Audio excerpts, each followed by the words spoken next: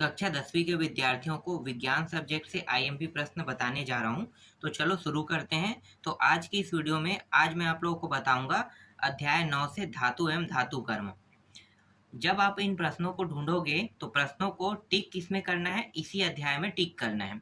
परीक्षा बोध है तो कोई दिक्कत नहीं है, लेकिन परीक्षा बोध अगर आपके पास नहीं है, अंकित अनुशीलन, विजय अनुशीलन, गाइड होगा, ठीक है, तो आपको अध्याय का नाम देखना है, धातु एवं धातु कर्म देखना है। और जो जो मैं प्रश्न आपको बोल रहा हूँ वही प्रश्न आपको पढ़ना है, क्योंकि वही प्रश्न आपके एग्जाम में आएगा। चलो आपको मैं प्रश्न दिखाता हूँ। यहाँ पे आ जाओ, डायरेक्ट लघु उत्तरीय प्रश्न क्रमांक में आना है, क्योंकि यहाँ से 6 नंबर के प्रश्न आएगा। और 6 नंबर के जो प्रश्न आ रहा है अब तक के रिकॉर्ड में जो आ रहा है वो आ रहा है 3-3 नंबर के 2 प्रश्न आ रहे हैं, क और ख करके। ठीक है, तो 3-3 नंबर के हिसाब से ही प्रश्न को हम देखेंगे। ठीक है, अति लघु उत्तरीय आपको नहीं देखना, अति लघु उत्तरीय नहीं आएगा। ठीक है, चलो देखो यहाँ पे, हवा में खुला छोड़ने पर धातु की चमक कम क्यों हो जाती है? तो उत्तर क्या लेना है, हवा में उपस्थित ऑक्सीजन से क्रिया कर धातु ऑक्साइड बना लेता है, जिससे इनके ऊपर मलिन परत चढ़ जाता है, वह चमक कम हो जाता है। ठीक है, यहाँ पे 2 उदाहरण भी दिया हुआ है। इसके बाद देखो यहाँ पे है लेड के बारे में। ठीक है, लेड वाला देख सकते हो, लेड, मैग्नीशियम, एल्यूमिनियम धातु ऑक्साइड की ऑक्साइड से अभिक्रिया का समीकरण लिखिए। तो ये अभिक्रिया का समीकरण है, lead oxide, magnesium oxide, aluminium oxide. जब ये क्रिया बनेगा तो क्या बन जाएगा? देखो लेड लेड था और ऑक्साइड बन रहा है ना, मैग्नीशियम ऑक्साइड, एल्यूमिनियम ऑक्साइड बन रहा है। चलो आगे देखो, संक्षारण किसे कहते हैं? संक्षारण से बचाव के कोई 2 उपाय लिखे। देखो संक्षारण का अगर सीधे से अर्थ देखा जाए तो जंग लगने को ही हम संक्षारण कहते हैं। और ये किस पे होता है? लोहे पे ना। तो लोहे पर ही, या धातु, जैसे देखो धातु ऑक्साइड बना लेते हैं तो लोहे पर ही जंग लगेगा। और ये जंग का परत क्या होता है? परत होता है, मलिन परत चढ़ जाता है, वह चमक कम हो जाता है, इस घटना को संक्षारण कहते हैं। ठीक है, या सीधा बोल सकते हो लोहे में जंग लगने को हम संक्षारण कहते हैं। ठीक है, और इसके बचाव के उपाय बोले हैं क्या यहाँ पे? हाँ, बचाव का उपाय बोले तो यहाँ पे देखो बचाव के उपाय यहाँ पे नीचे में। धातु, जब कोई भी धातु है उसमें अगर पेंट कर दोगे तो बच जाएगा। ठीक है, एक तो पेंट हो गया, ग्रीस हो गया। ठीक है, तेल भी लगा दोगे तो भी बच जाएगा। तो इस तरह से इसका उत्तर बनाना है आपको। इसके बाद देखो, अयस्कों को कितने भागों में बांटा जा सकता है? प्रत्येक अयस्क एक एक उदाहरण भी सूत्र सहित लिखे। अयस्क के अयस्क यानी 4 प्रकार हैं। अगर लोहे का अयस्क का देखा जाए तो 4 प्रकार है। एक क्या है? देखो ऑक्साइड अयस्क, हेमाटाइट होता है। ठीक है, यहाँ पे दूसरा क्या है? सल्फाइड अयस्क, गैलेना होता है। कार्बोनेट अयस्क डोलोमाइट होता है। और हैलाइट अयस्क हार्न सिल्वर होता है। ठीक है, आगे देखो, भर्जन किसे कहते हैं? इस प्रक्रिया के दौरान अयस्क में होने वाले परिवर्तनों को स्पष्ट कीजिए। उत्तर आपको क्या लिखना है? इसका उत्तर बहुत बड़ा है तो मैं आपको ये समझा नहीं पाऊंगा, आपको इसे टिक कर लेना है और अच्छे से याद कर लेना है। ठीक है, मैं आपको दिखा देता हूँ उत्तर, पूरा आपको पूरा याद करना है ना। ठीक है, यहाँ तक के और थोड़ा सा और बचा है यहाँ तक के। ठीक है, आगे दिखाता हूँ। अब देखो नेक्स्ट प्रश्न क्या है, खनिज और अयस्क में अंतर लिखिए।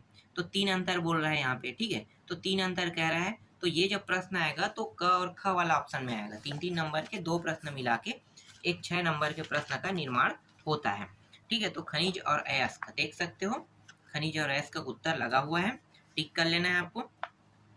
फिर 8वां प्रश्न देखो, सक्रियता श्रेणी की परिभाषा लिखकर एक सर्वाधिक सक्रिय एवं एक सबसे कम सक्रिय धातु का नाम लिखिए कह रहा है। ठीक है, तो सक्रियता श्रेणी आपको बताना है इस तरह से।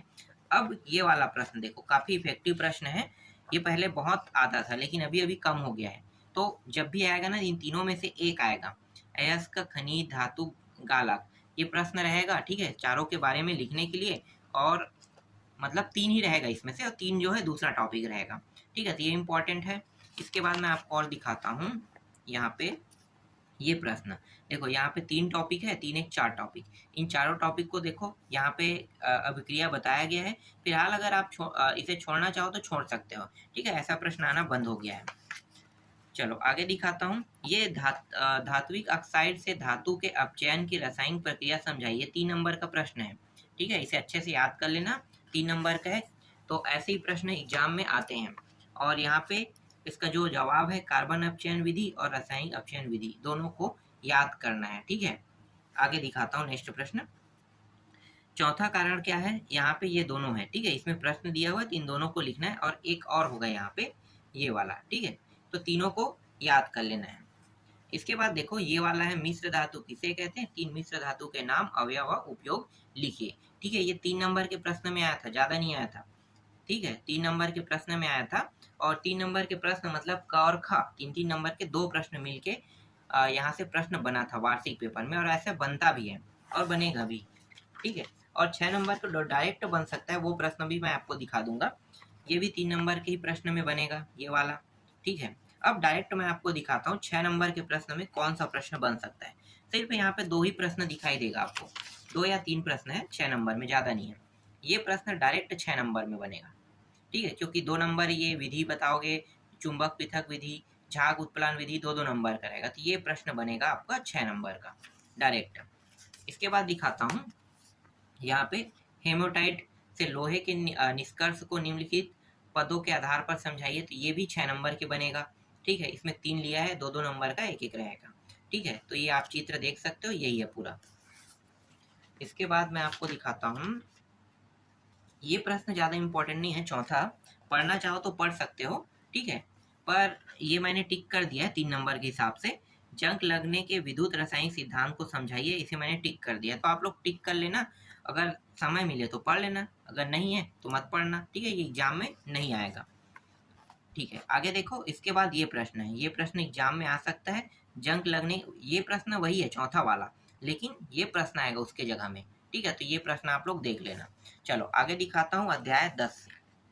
अध्याय 10 से ना जो प्रश्न आएगा वो 3 नंबर के आएगा, और आएगा आपके एग्जाम में प्रश्न आएगा 5 नंबर का, ठीक है। तो आपको पढ़ाई कहाँ से करना है मैं आपको बताता हूँ। यहाँ पे देखो, ये जो चौथा प्रश्न, तीसरा प्रश्न है, ठीक है, ये चौथा प्रश्न है, परावर्तन के प्रकार लिखिए, ठीक है, इन प्रश्नों को याद करना है। दर्पण किसे कहते हैं, दर्पण के प्रकार लिखिए, 3 नंबर के प्रश्न है, इसको याद करना है, ठीक है।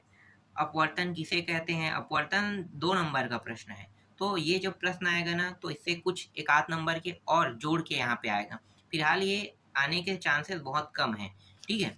आगे दिखाता हूँ, ये वाला 7वां, ये वाला आ जाएगा, ठीक है, एग्जाम में 3 नंबर के प्रश्न में, 3 नंबर के प्रश्न में ये प्रश्न भी आ जाएगा, ठीक है। जब हम दर्पण से वस्तु की दूरी को बढ़ा देते हैं तब प्रतिबिंब की वस्तु से दूरी पर क्या प्रभाव पड़ता है, ये प्रश्न आ जाएगा, ठीक है। तो यहाँ पे देखो, ये एक और प्रश्न यहाँ पे, अपवर्तन की घटना के दैनिक जीवन कोई 3 उदाहरण दीजिए, ये इम्पोर्टेंट है। और अति लघुत्री में सिर्फ ये वाला भी इम्पोर्टेंट है, ठीक है। तो इतना ही प्रश्न अति लघुत्री में है। अब आते हैं जो वाकई में आते हैं प्रश्न वो, ठीक है। अगर आप अति लघुत्री को छोड़ भी दोगे ना तो भी आपसे प्रश्न बन जाएगा, लेकिन यहाँ से एक प्रश्न अति लघुत्री से आएगा ही आएगा 3 नंबर में, इसीलिए मैं अति लघुत्री से भी आपको एक प्रश्न बता रहा था, ठीक है। देखो ये है 3 नंबर का प्रश्न है ये, ठीक है, 3 नंबर में परावर्तन के नियम, अगर आप अति लघुत्री को छोड़ोगे तो ये प्रश्न आपको देखने को मिलेगा, ठीक है, 3 नंबर में। 3 नंबर के प्रश्न ये भी है, अपवर्तन के नियम, ठीक है, परावर्तन अपवर्तन के नियम, इसका उत्तर आप देख सकते हो, बहुत छोटा सॉल्यूशन है इसका, ठीक है, बहुत इजी भी है। इसके बाद मैं आपको डायरेक्ट दिखाता हूँ चौथा प्रश्न, ठीक है। चौथा प्रश्न देखो, ये वाला, पूर्ण आंतरिक परावर्तन क्या है, इसके लिए क्या आवश्यक है, तो इसको देखना है आपको। 5वां नहीं पढ़ना है, ठीक है, पांचवा आपको छोड़ देना है, और 6वां भी आपको छोड़ देना है, क्योंकि 5वां और 6वां जो है सेम टू सेम था ना। तो 7वां में आते हैं डायरेक्ट, यहाँ पे आ जाते हैं 7वां प्रश्न। ये रहा 7वां प्रश्न, ये इंपॉर्टेंट है, ये प्रश्न आएगा 7वां प्रश्न, ठीक है। और इसके बाद 8वां देखो, ये वाला भी इम्पोर्टेंट है, ठीक है, 8वां प्रश्न को भी आपको देखना है। 9वां प्रश्न देखो, ये वाला भी इम्पोर्टेंट है, ठीक है, ये सब टिक करते रहना, आपके परीक्षा बोर्ड में दिया होगा, ठीक है। इसके बाद देखो, ये है लघुत्री सेकंड वाला, ठीक है। तो पहले आते थे ऐसे प्रश्न, जैसे कि नहीं, ये प्रश्न इंपॉर्टेंट है, देखो 1.5 अपवर्तनांक वाला है ना, तो इसको आपको देख लेना है, क्योंकि ये 3 नंबर का प्रश्न है और 3 नंबर में ये आपको देखने को मिल सकता है, ठीक है। इसके बाद वास्तविक एवं आभासी प्रतिबिंब में 3 अंतर लिखिए, ये भी इम्पोर्टेंट है। और कौन कौन सा इम्पोर्टेंट है, हाँ, यहाँ पे ये वाला अपवर्तनांक किसे कहते हैं, इसका सूत्र लिखिए, ये इम्पोर्टेंट है, ठीक है। अब आगे दिखाता हूँ दीर्घोत्तरी में, जो डायरेक्ट ना 5 नंबर के जो प्रश्न आएगा, इन्हीं में से आएगा। 4-5 प्रश्न है, उनको अगर अच्छे से रट लोगे तो 5 प्रश्न में से एक प्रश्न आपको देखने को मिलेगा। ये प्रश्न आपको टिक कर लेना है। ठीक है, दूसरा दिखाता हूँ। ये वाला प्रश्न भी आपको टिक कर लेना है। कितने नंबर के? 5 नंबर के ये प्रश्न। ठीक है, तो इसको भी आपको क्या कर लेना है? टिक कर लेना है। फिर इसके बाद मैं आपको दिखाता हूँ। इसमें प्रश्नों की संख्या तो बहुत सारे हैं, लेकिन ये उत्क्रमणी सिद्धांत है। अगर आप इसे पढ़ोगे नहीं तो भी कोई दिक्कत नहीं है, ये टिक हो गया है। ठीक है, लेकिन ये प्रश्न नहीं आएगा। इसके जगह आपको पढ़ना है ये वाला। ठीक है, ये वाला इंपॉर्टेंट है, ये आएगा, संभावना में है। और ये जो रेगिस्तान मरीचिका वाला है ना, ये वाला, तो ये 5 नंबर के प्रश्न में नहीं आएगा। कभी भी आएगा ना तो 3 नंबर के ही प्रश्न में आएगा ये। तो 3 नंबर के हिसाब से मैंने इसे टिक किया है, 5 नंबर के लिए टिक नहीं किया है। ठीक है, 5 नंबर में आपको कौन सा हो गया? 5 हो गया ना, छठवां प्रश्न। ये प्रश्न देखने को मिल सकता है, ये भी इंपॉर्टेंट नहीं है, ये भी 3 नंबर का है। ठीक है, 3 नंबर के लिए, तो 3 नंबर के प्रश्न में इसको देख सकते हो। फिर ये वाला जो प्रश्न है ये इंपॉर्टेंट है, 7वां वाला। ठीक है, इसके बाद एक और प्रश्न है, अंतिम प्रश्न। तो ये अंतिम प्रश्न आप लोग देख लो, ये वाला। ठीक है, तो ये प्रश्न अंतिम है। ये प्रश्न 2022 में आया भी है। ठीक है, तो आया है, इसका मतलब इसके आने के चांसेस कम है, लेकिन टिक करा के इसलिए रख रहा हूँ क्योंकि ये अब हर साल काम आएगा। ठीक है, यही प्रश्न बार बार रिपीट होते रहेगा। ठीक है, तो इसलिए मैंने अभी आपको जो प्रश्न दिखाया है सबको टिक कर लेना और अच्छे से तैयार करना।